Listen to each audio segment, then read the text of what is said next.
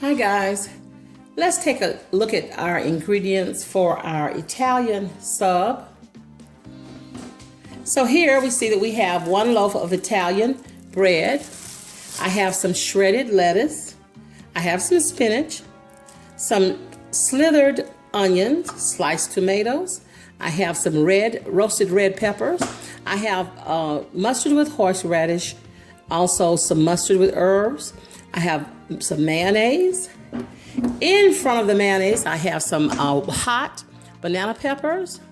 I have some prosciutto. I have some Genoa salami. Here I have some provolone cheese. Let me get my camera down so you can see that, guys. Down here I have some provolone cheese. I have some mozzarella cheese sliced, and I have a couple of slices of American cheese, not because it's Italian, but because we like it. Here I have some herb roasted turkey, and I have some Black Forest ham. Hi guys, so let's go ahead and now get this sandwich put together. Seems like a lot of ingredients, but it won't take us long. So I have my Italian bread here. I'm going to go ahead and get it open.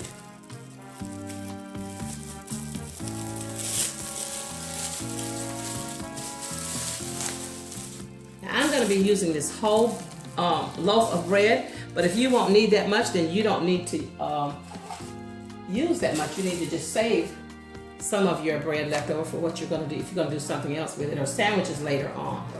I am going to cut this bread in half as you see me doing here.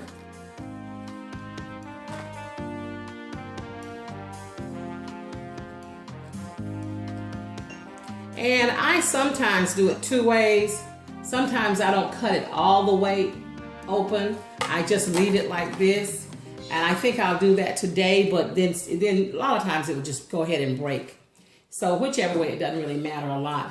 Now what I'm gonna do for us is go ahead and begin to take out some of this center bread, because we don't like a lot of bread like that. It's just, you know, to me this is just overkill. It's too much. And so we don't like that much bread. We like to have more filling in our sandwich, more of the veggies and more of the meat.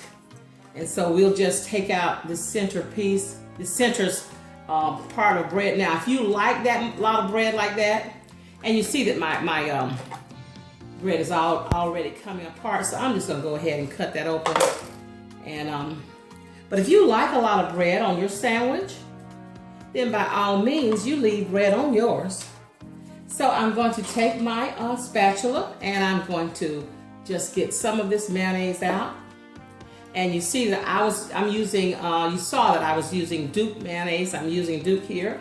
I like Duke mayonnaise. I don't know if that's a southern thing. I don't know if you can find Duke's where you live at.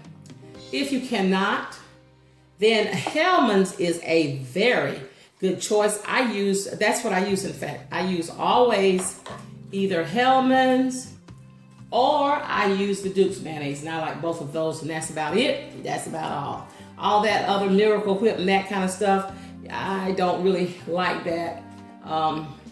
It has more of a vinegary taste to me, and it's not a smooth, creamy mayonnaise taste. So you won't see me using that kind of stuff. But again, if that's what you like, I would suggest that you try. I've taken my mayonnaise, my bread, and I cut it in half.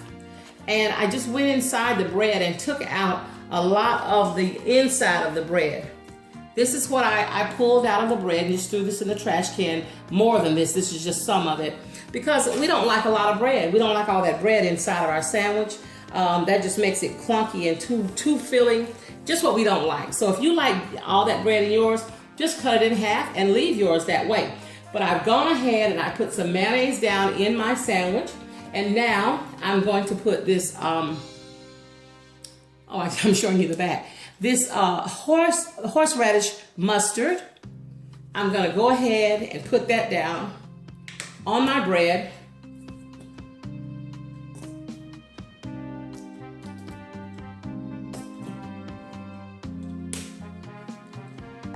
And I have here some mustard. This is mild mustard, and it is has herbs in it.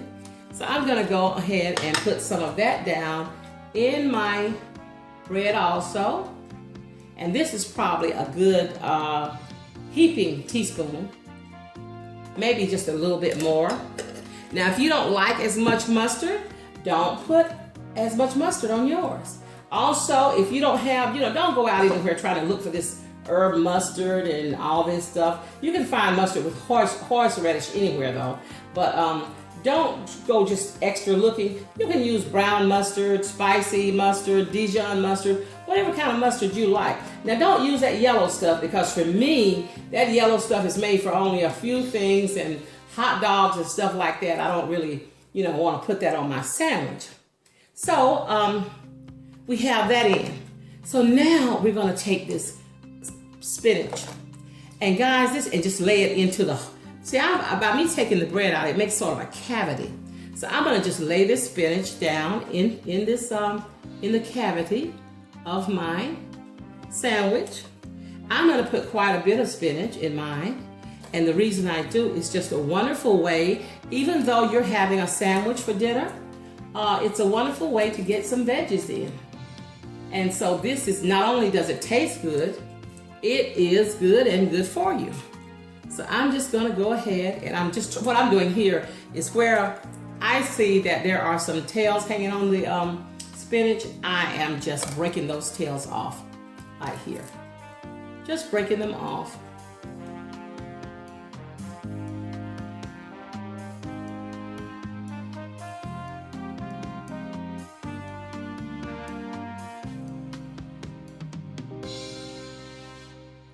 Now we're going to get down some cheese right on top of our spinach.